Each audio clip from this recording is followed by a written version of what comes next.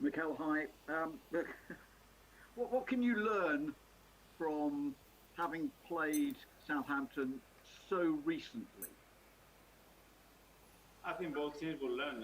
Obviously, I don't think that any manager or players like to play the same opponent twice. Obviously, we will take things from today's game that we'll analyze, and we have already talked about them and try to make them better in the next game. The one that I really want to change is the results because I want to win the game.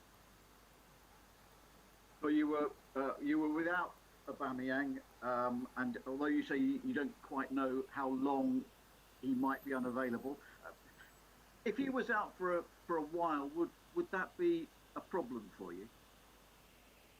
Of course, it will be a problem because he's our top striker and the one who is score more goals and is our captain, a really important player in the team.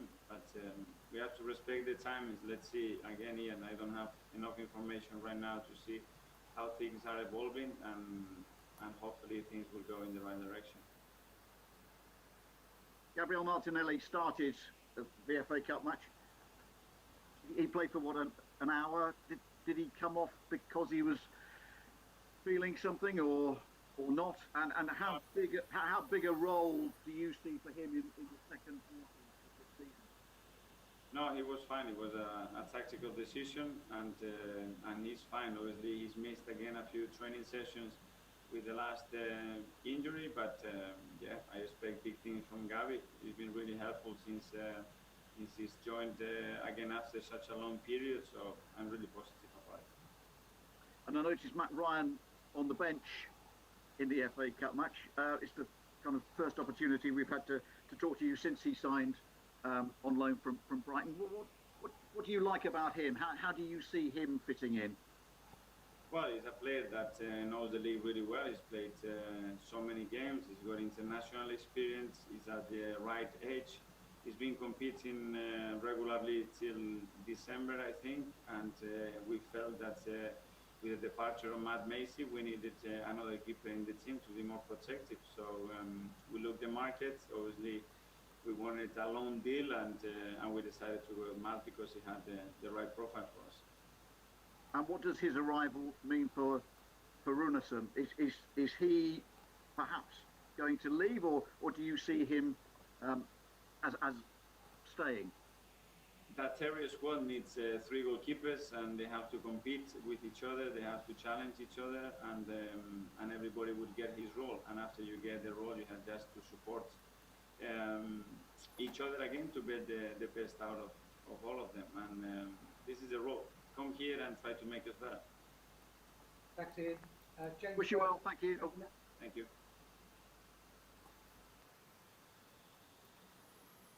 James. Hi, Miguel. Can you hear me? Yeah.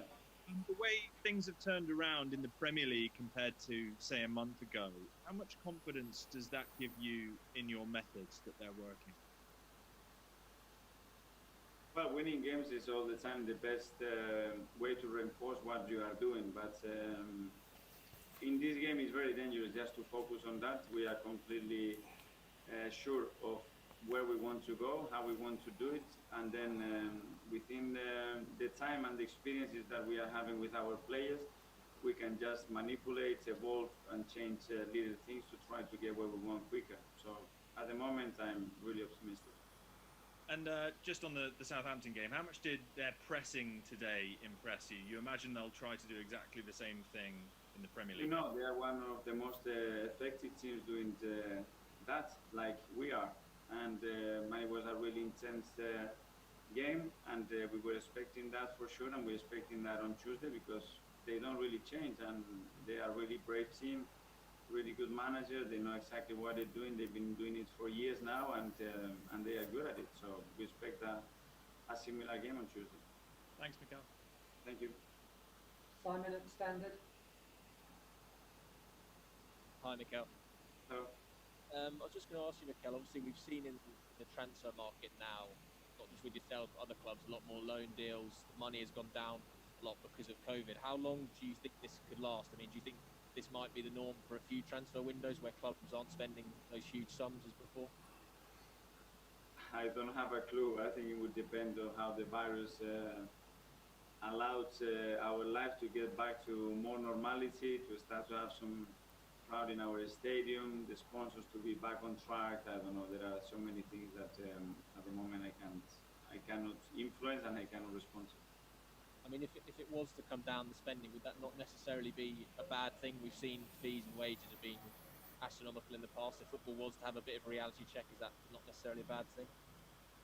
Well, football at the end has to be sustainable. So in relation to the resources that you have, you can invest your money the way you want to. And there are regulators to make sure that that happens. And football had a lot of money because it was producing a lot of money. And let's see where this virus takes the game. Thank you, Kel. Thank you. And then just one before the split, Jack Hart from Stats Perform. Can you hear me? Yeah.